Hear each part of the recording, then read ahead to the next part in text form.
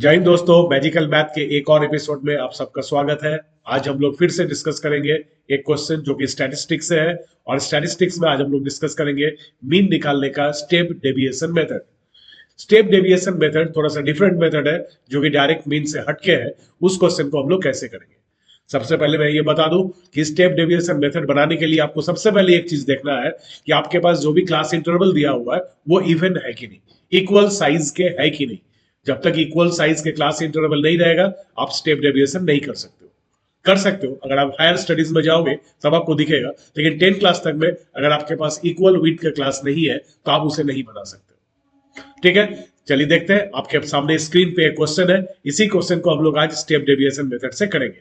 तो क्वेश्चन हमारे पास क्या है कि find the mean of the following distribution using step deviation method. एक सिंपल सा क्लासेस है और ये इवन क्लासेस है।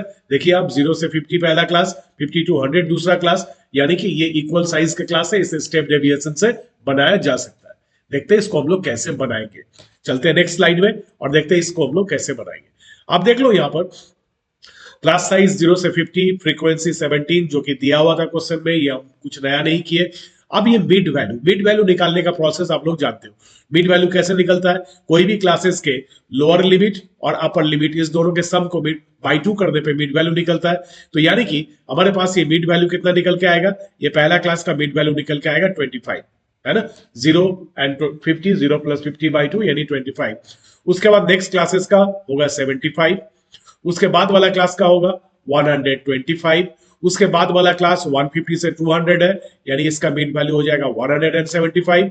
उसके बाद वाला क्लास का मिड वैल्यू हो जाएगा 225, उसके बाद वाला क्लास का मिड वैल्यू हो जाएगा 275। तो मिड वैल्यू हमारे पास रेडी है।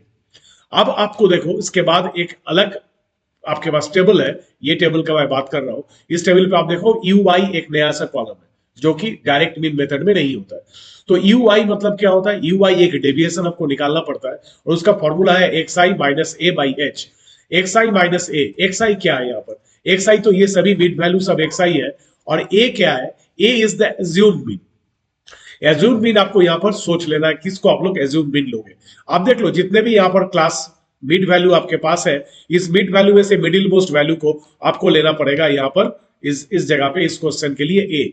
तो आप देख लो यहाँ पर नंबर है 1 2 3 4 5 6, तो इसमें से आपको लेना पड़ेगा कोई भी एक। जैसे हम लोग ले लेते हैं ये 125, इसको हम लोग एज्यूम कर लेते हैं एज द एज्यूम मीन।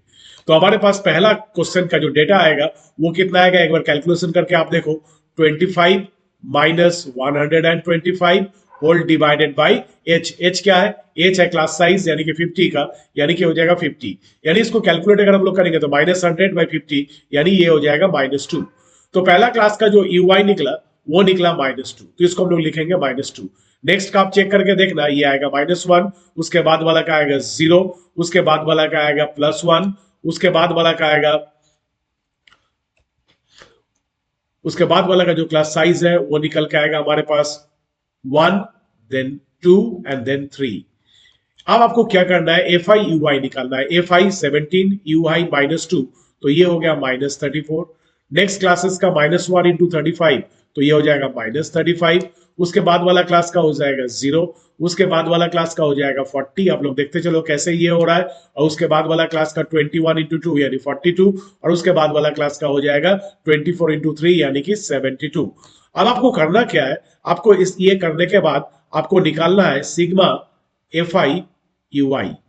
ये सब का सम निकालना है। सम निकालने के लिए आप एक काम करो, सबसे पहले माइनस वाला को जोड़ो। ये दोनों माइनस में है तो ये माइनस जोड़ने पे हो जाएगा -69, और प्लस वाला को जोड़ो। प्लस वाला को जोड़ने के बाद आपके पास आ जाएगा 4 और ये हो जाएगा 184। 184 में से हम लोग 69 को माइनस कर देंगे। 184 में से 69 को माइनस करने से हमारे पास आ जाएगा 85। तो ये हमारे पास जो सिग्मा एफ आई यू आई आ गया उसका वैल्यू आ गया 85। ये प्लस में है 85। अब बाकी पोर्शन रफ को हम लोग ओमिट कर देते हैं ताकि आपका स्क्रीन को साफ दिखे यहाँ पर। तो ये आ गया सिग्मा एफ आई यू आई। और एक काम हम लोगों को करना है, हम लोग को वो काम क्या करना है ना, हम लोग यहाँ पर सिग्मा एफ आई भी निकालना है। सिग्मा एफ आई का वैल्यू आप सबको जोड़ के देख लो, ये जितने भी वैल्यू है सबको आप ऐड करके देख लो तो आपको दिखेगा यहाँ पर सिग्मा एफ आई का वैल्यू आता है 180। ठीक है, अब जाके हम लोग अपना आप प्रोसेस पे जाएंगे मीन निकालने का प्रोसेस। मीन निकालने का क्या होता है, एक्स बार, मीन को कहते हैं ना एक्स बार।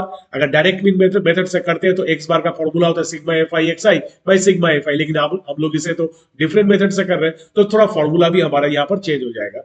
तो x bar is equals to a plus h into sigma F I you i by sigma F i, ये निकल के आएगा।